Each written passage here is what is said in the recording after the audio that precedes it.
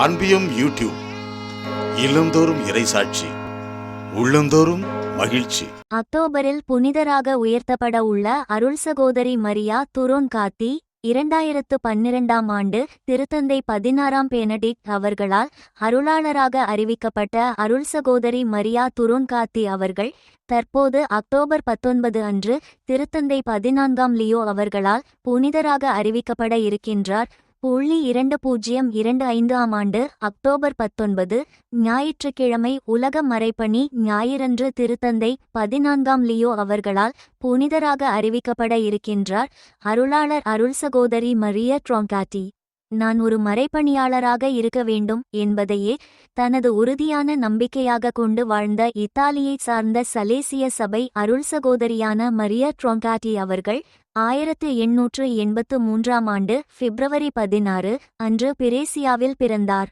1908ஆம் ஆண்டு நிஸ்ஸா மான்ஃபெராட்டோவில் மோன்ஃபெராட்டோ என்னும் இடத்தில் சலேசிய சபை அருள் சகோதரியாக தனது முதல் வார்த்தைப்பாடுகளை ஏற்ற அருளாளர் அவர்கள் முதல் உலகப் போரின் போது அவர் வராஸ்ஸேயில் உள்ள இத்தாலிய செஞ்சிலுவைச் சங்கத்தில் செவிலியராக பணியாற்றினார். அப்போது அங்கு ஏற்பட்ட வெள்ளத்தினால் பாதிக்கப்பட்ட அவர் அவ்வெள்ளத்தில் இருந்து தான் காப்பாற்றப்பட்டால் தனது வாழ்வை இறைவனுக்கு அர்ப்பணித்து மறைபணியாளராக பணியாற்ற உறுதி பூண்டார்.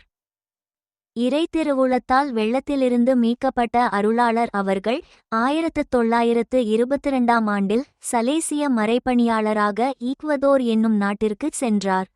டொமினிகோ கோமின் என்னும் ஆயர் மற்றும் 2 அருள் சகோதரிகளுடன் இந்தியாவில் உள்ள ஷூவார் அமேசான் மழைக்காடுகளை அடைந்த அருளாளர் மரியா அவர்கள் டோட்டாவால் காயமடைந்த ஒரு பழங்குடி தலைவரின் மகளை தனது எளிய கையடக்க கத்தியை பயன்படுத்தி காப்பாற்றியதால் மக்களின் நம்பிக்கையை பெற்றார்.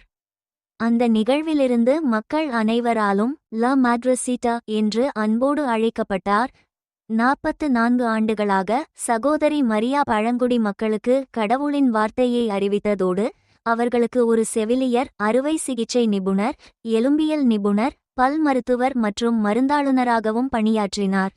1969 ஆகஸ்ட் 25 அன்று குயிட்டோவிற்கு சென்ற அவர் விமானம் புறப்பட்ட சிறிது நேரத்திலேயே விபத்துக்குள்ளாக அவ்விபத்தில் இறந்தார். 2012ஆம் ஆண்டு திருத்தந்தை 16ஆம் பெனடிக்ட் அவர்களால் அருளாளராக அறிவிக்கப்பட்ட அவர் தற்போது அக்டோபர் 19 அன்று திருத்தந்தை 14ஆம் லியோ அவர்களால் புனிதராக அறிவிக்கப்பட இருக்கின்றார். இந்த அன்பியம் யூடியூப் சேனலை நீங்கள் ஷேர் பண்ணுங்க, சப்ஸ்கிரைப் பண்ணுங்க, லைக் பண்ணுங்க. Wish you all the best.